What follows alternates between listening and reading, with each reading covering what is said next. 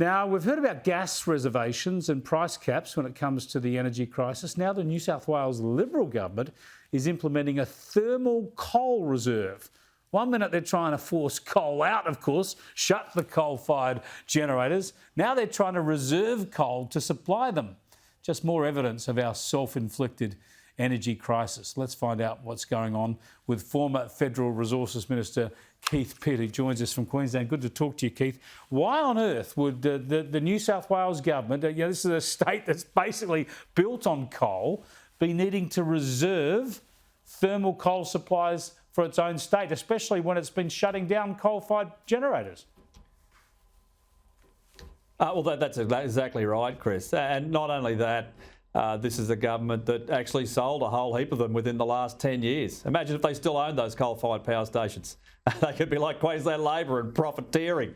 But I mean, the concept at the moment, from what I can gather, and no one's really seen a lot of detail yet, is a 7 to 10% domestic reserve against the existing coal mines. Now, what happens to those poor companies who have long-term contracts for supply? Is that force majeure? Do they have to pay more compensation? Keeping in mind there's already about $1 billion on the table of compensation from the federal government's intervention. Now, of course, you were opposed to the gas price caps that the federal government put on last year. We're seeing a lot of problems play out now. The gas producers are saying that they can't supply people, so the shortages seem to be going upwards, even though the international gas price is going down. It seems very complicated for those of us who don't deal in these issues every day. Tell us what's going on. Is there still a domestic gas supply shortage in this country, or is it all about price? Well, it's about uncertainty. And what you have with the intervention from the federal Labor government, and as much as I say, I told you so, it doesn't make a different outcome. The problem they have now is you have a cap of $12 on some of the wholesalers in Queensland, Wallumbilla and Moomba, but that doesn't apply to the retailers and doesn't apply to Victoria or Sydney or Brisbane. No one really knows how that's going to work.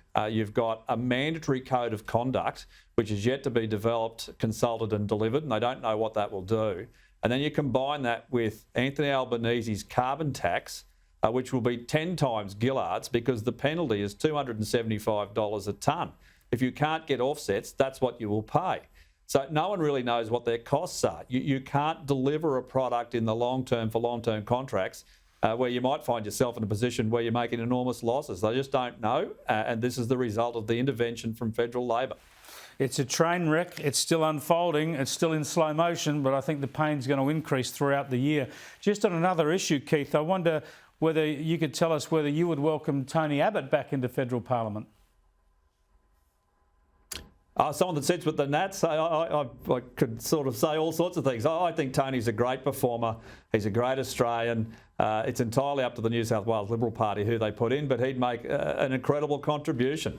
He's incredibly well known. We know that he can get from opposition to government, but that's up to the pre-selectors in New South Wales. I've got a lot of time for Tony, a lot of respect for him. He's got a lot of experience, and that's what you need.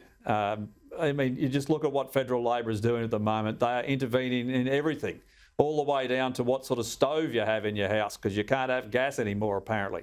I mean, those sort of things I'm just fundamentally opposed to.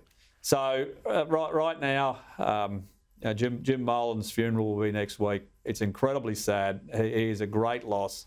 I'm sure his family is devastated. So are all of my colleagues, to be honest. Keith, thanks for joining us.